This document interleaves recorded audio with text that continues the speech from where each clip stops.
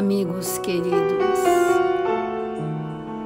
convidamos a todos a nos recolhermos em oração para elevarmos os nossos sentimentos a Jesus, bom e amado Mestre, e sentir as vibrações misericordiosas que vertem em favor de todos nós, a humanidade da Terra,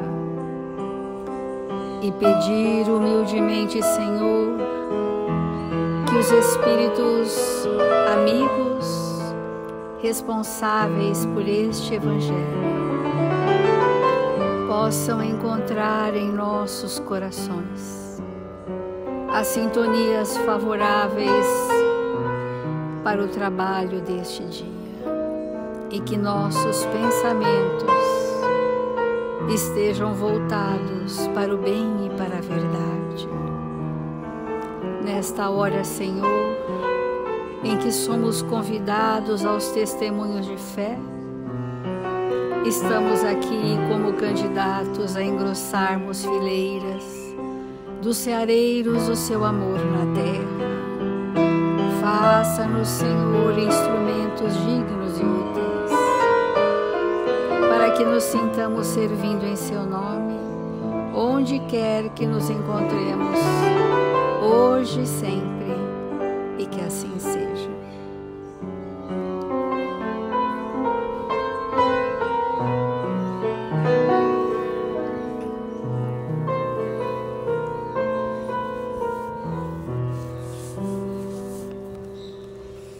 Do Evangelho segundo o Espiritismo, muitos os chamados, poucos os escolhidos. Não vos enfileireis entre os assambarcadores do pão da vida. A árvore que produz bons frutos deve os distribuir para todos. Ide vós procurar aqueles que estão sedentos, conduzi-os sob os ramos da árvore e dividi com ele o abrigo que ela vos oferece. Não vamos reter em nós o pão da vida, diz o Evangelho. Não vamos monopolizar o pão da vida, porque se esse fruto das obras íntimas do Espírito for realmente expressiva, ela será distribuída espontaneamente. É quase que um automatismo do Espírito distribuir do que é, do que sente, do que vive a todos. Aqueles que pensam monopolizar o bem, na verdade, enclausuraram a si mesmos, num processo egoístico, né? E isso é o contrário da caridade. O processo egoístico de nós estarmos enclausurados em nós mesmos, achando que o bem nos pertence, né? E que são tesouros que eu levo comigo, quando esses tesouros só são multiplicados quando estivermos com tantos outros, né? Não é com um ou dois, com tantos outros, no exercício da experiência nos relacionamentos, a experiência de construção de sentimentos nos nossos relacionamentos. Durante toda essa semana, nós temos falado do que é ser espírita. Segundo as definições de Emmanuel, tanto no livro da Esperança quanto no Consolador, né, tem mostrado para nós o caminho da nossa iluminação íntima. E a gente vai continuar hoje ainda nessa proposta de falarmos sobre o espírita. Então falamos ser espírita, agora o espírita. O que é mesmo essa definição, né? Que não seja uma definição teórica, mas que seja alguma coisa que alguém registre de nós e diga: você é espírita? Não porque estamos falando de fenômenos mediúnicos, mas porque talvez a postura do verdadeiro espírita, que é o verdadeiro homem de bem, em suas gradações, né, infinitas, seja para nós a construção verdadeira da obra. O Emmanuel, nesse livro da Esperança na Lição O Espírita, diz assim: o espírita, na prática da doutrina espírita, faz-se realmente conhecido através de características essenciais. Essas características precisam estar entranhadas naquele ser como uma conquista inalienável, porque não é no verniz das aparências, é na intimidade daquele ser. Então nós vamos levantar assim algumas entre muitas dessas características chamadas essenciais por Emmanuel, e uma delas que a gente pode, que está bem perto da gente poder falar, é assim: o espírita que professa mesmo o cristianismo redivivo, ele sabe-se um espírito em evolução. Ele sente que é um espírito em evolução. E por isso não exige nos outros qualidades perfeitas que ainda não possui. Essa conscientização, né? Porque quanto menos eu sei sobre mim como espírito, mais eu espero do outro a perfeição. Quanto mais eu me conheço como espírito, mais eu sou indulgente com as dificuldades do outro, que são semelhantes às minhas, ou as minhas são muito superiores em dificuldades do que ele. Esse é o senso, né, que nós vamos desenvolver. Sente-se um espírito em evolução. Então, para isso, ele fez um caminho de encontrar-se consigo mesmo na sua intimidade. E isto é a responsabilidade da casa espírita nos levar. Levar os seus trabalhadores, pretensos evangelizadores de espíritos, a esse caminho que mergulha em si mesmo.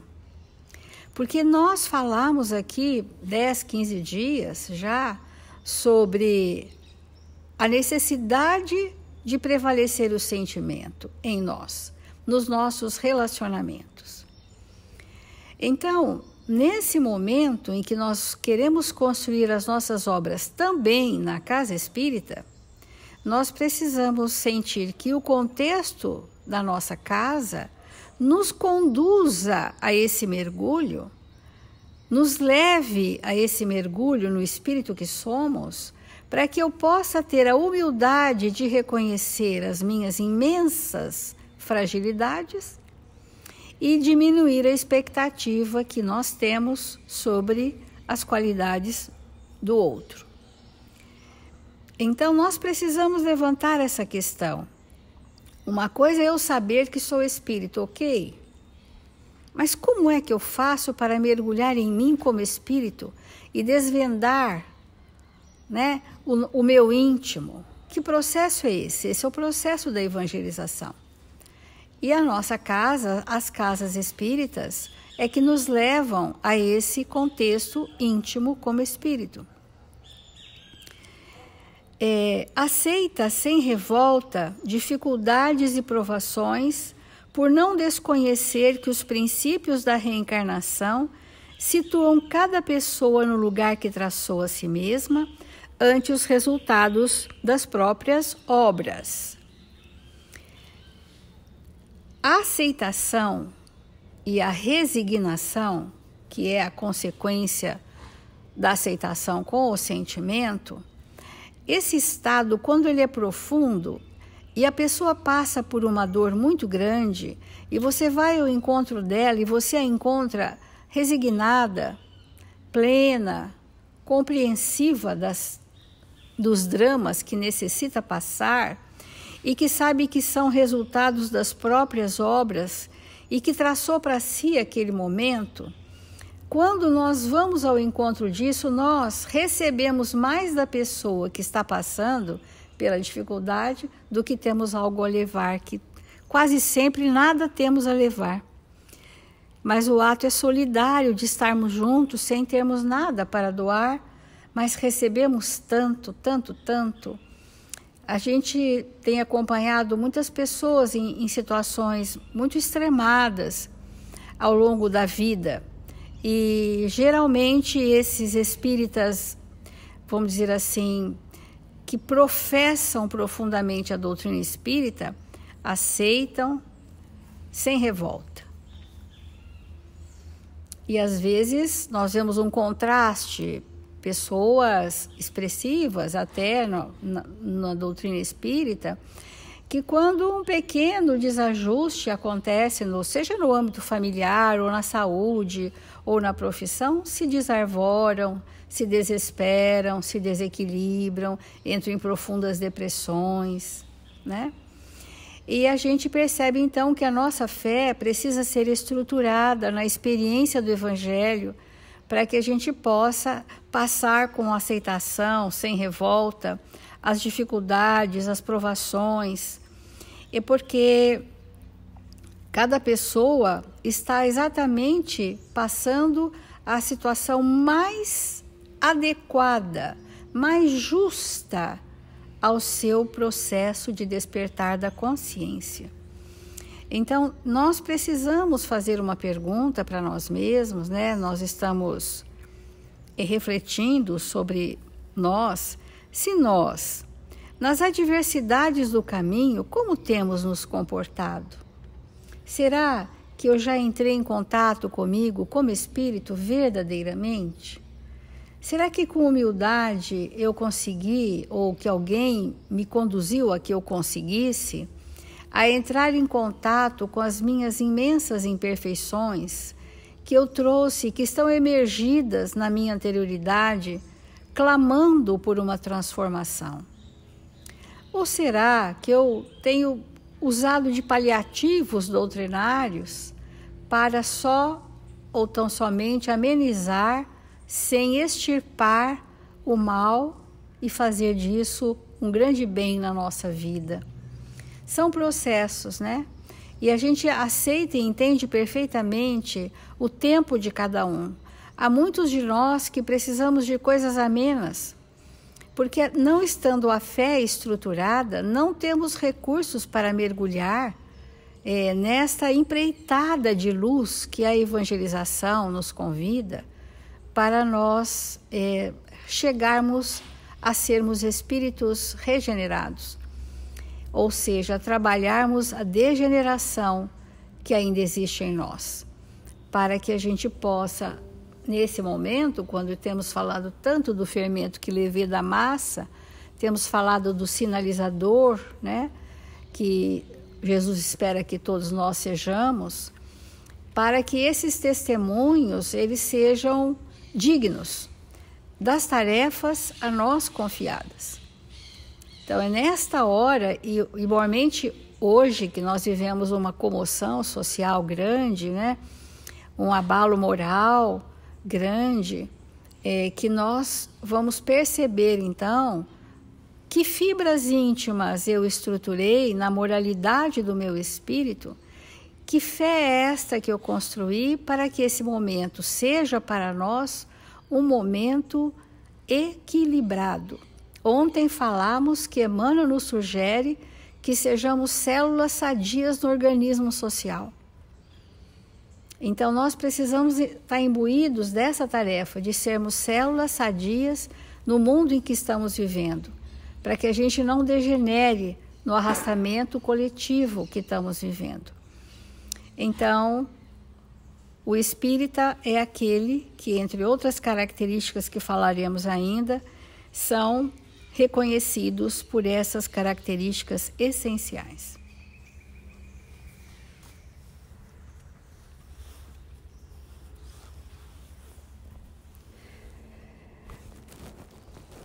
Nós estamos sendo convidados a refletirmos nessa escolha que nós fizemos de, nesta existência, sermos espíritas. E como será que nós reconhecemos, cada um de nós, um espírita? qual é o nosso conceito sobre o espírita?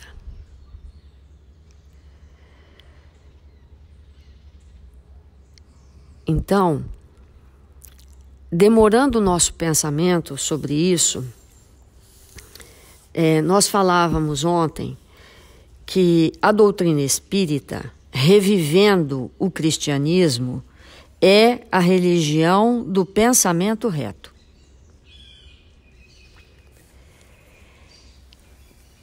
Parece uma frase bem simples da gente entender. Mas trazer isso para a nossa realidade espiritual é algo que exige muito de nós.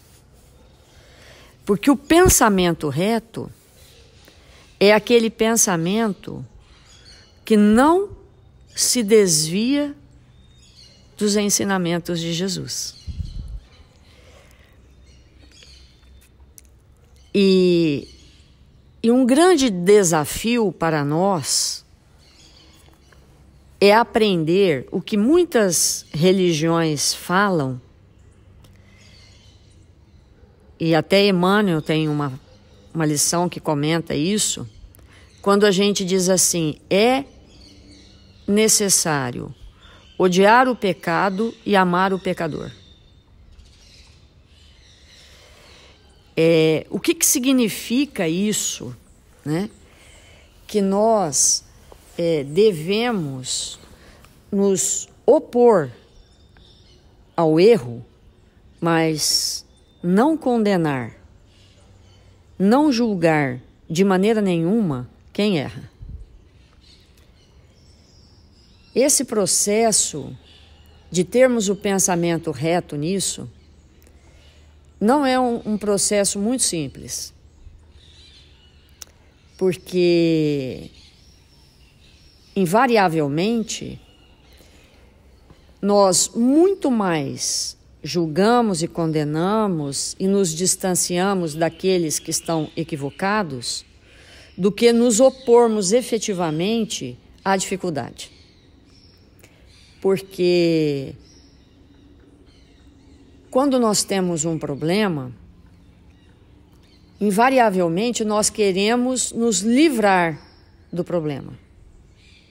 Mas problemas não existem para que nós possamos nos livrar deles, mas para que possamos resolver. Quando eles surgem na nossa vida, é necessário um pensamento reto, bem reto, para que nós possamos realmente apresentar soluções aos problemas que nos chegam. Que a grande maioria de nós quer fugir dos problemas. Então, tem um amigo perturbado, a gente quer a distância dele. Tem uma situação complicada, nós esperamos que alguém resolva. E isso é a ausência do pensamento reto. Porque o pensamento reto é aquele que encara as circunstâncias com tudo aquilo que nós já sabemos e podemos viver. Então, nesse texto intitulado Espiritismo em Nós, Emmanuel vai comentar assim: todavia, se nós, os espíritas encarnados e desencarnados, convocados a servir no mundo, desertarmos do concurso aos semelhantes, abandonarmos o auxílio aos nossos irmãos, a título de suposta humildade ou por temor de preconceito, acabaremos inúteis nos círculos fechados da virtude de superfície. Qual tem sido a nossa reação, o nosso pensamento, quando alguém comete para conosco um equívoco? quando alguém é injusto, quando uma pessoa não se comporta como nós julgamos que seria o melhor. A nossa primeira atitude deveria ser nos opor ao equívoco e não a pessoa. Mas como que é esse processo de nos opormos aos equívocos? Como é? Porque se nós não compreendermos isso, é impossível manter um pensamento reto.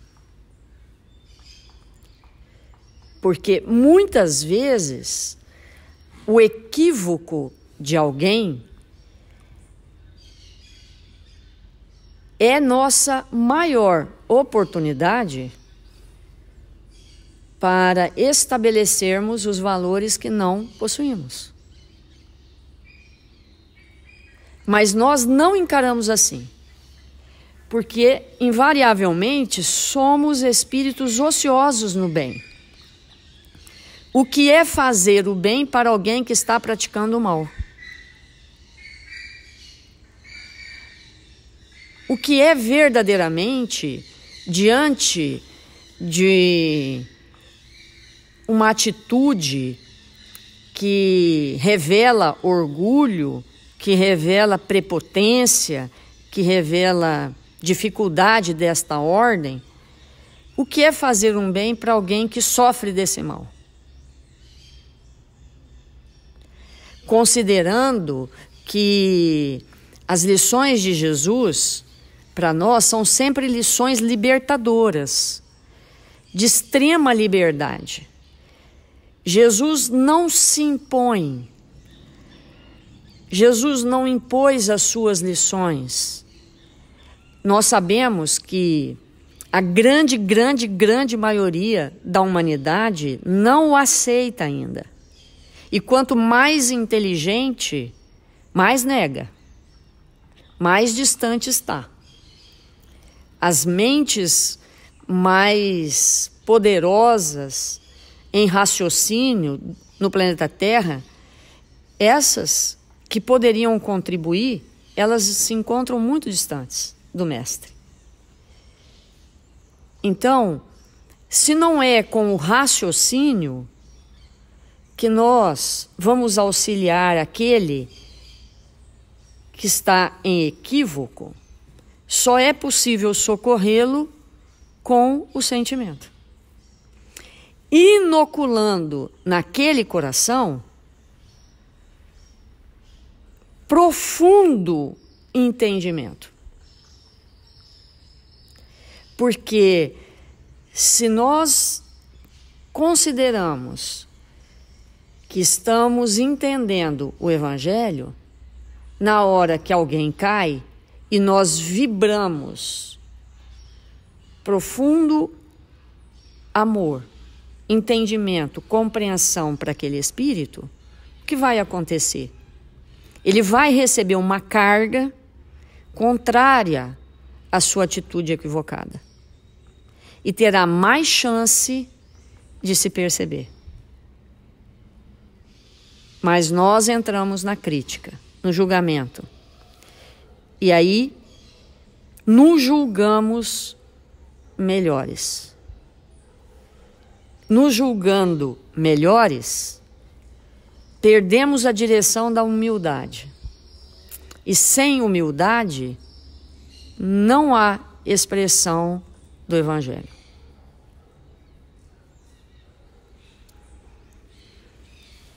Então, alguém olha para nós e nos julga equivocadamente.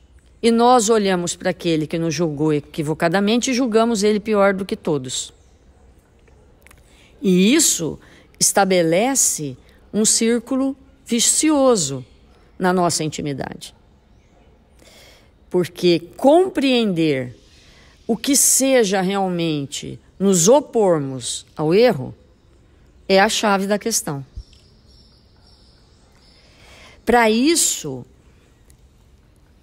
é necessário que nós, por incrível que pareça, para que nós possamos ter essa atitude, é necessário que tenhamos profundo conhecimento de nós mesmos. Porque quando o espírito tem esse conhecimento íntimo, ele é capaz, naquela hora, de buscar na sua intimidade os recursos, as ferramentas que ele há de usar em benefício daquele que está equivocado. Mas quando nós não temos esse entendimento sobre nós mesmos, nós pensamos também equivocadamente que não temos recurso.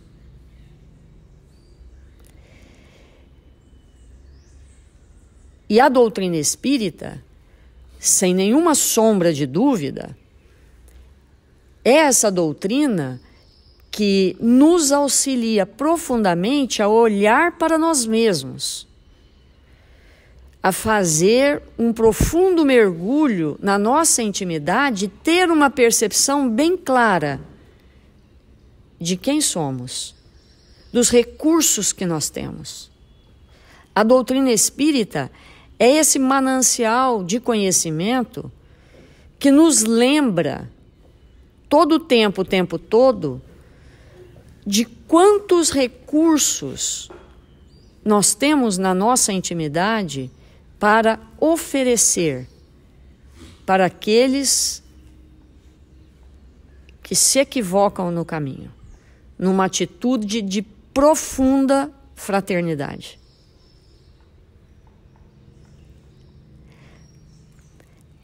Então,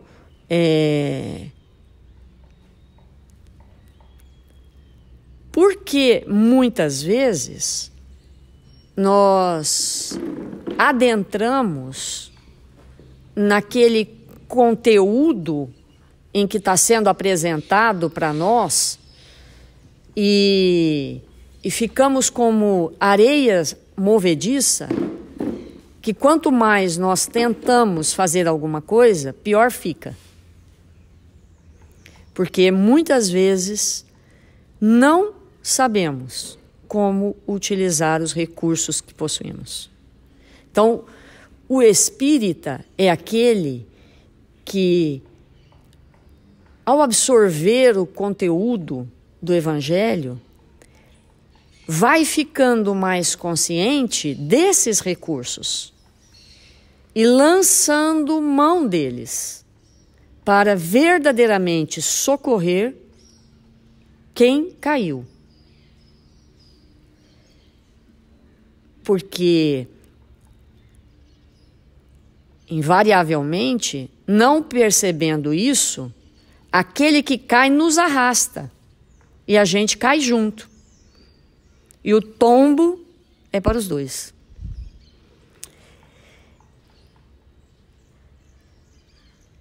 E perceber isso é muito importante para nós. Como auxiliar nossos irmãos na casa espírita que se equivocam só de uma forma, com os nossos recursos já construídos no caminho que nós já conseguimos avançar. Fora disso, são acusações, críticas e dissensões. Vamos fazer a nossa prece.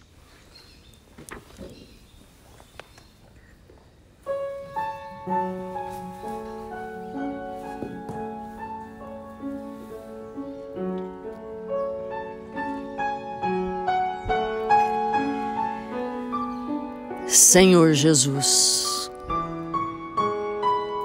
divino amigo das nossas vidas,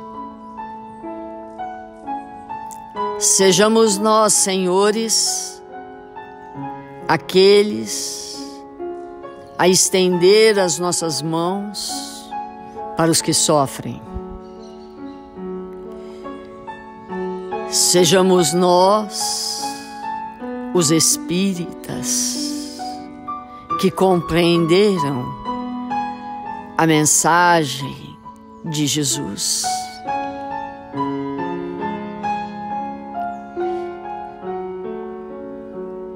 Sejamos aqueles a estender as nossas mãos para todos aqueles que ainda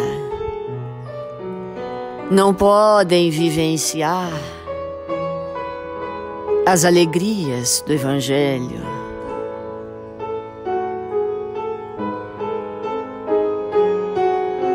Sejamos aqueles a olhar com ternura nossos irmãos que andam trôpegos,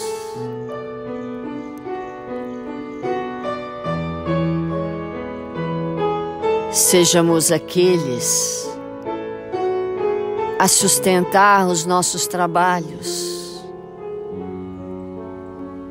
com nossos melhores sentimentos.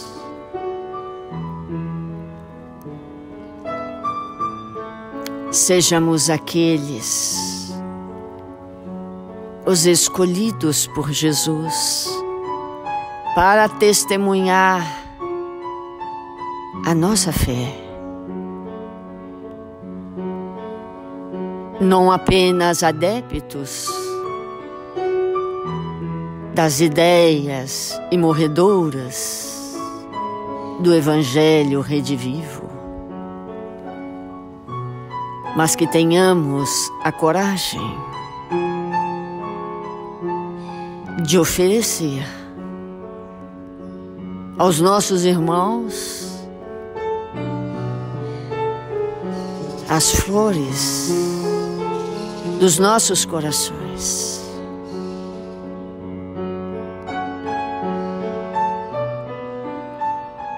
Que neste dia tão luminoso possamos rever o que temos pensado sobre aqueles que nos cercam, para sustentá-los e tornar sua caminhada mais suave. Sejamos nós aqueles capazes de suportar as ofensas. Sejamos aqueles que vamos nos entregar ao trabalho com sacrifício.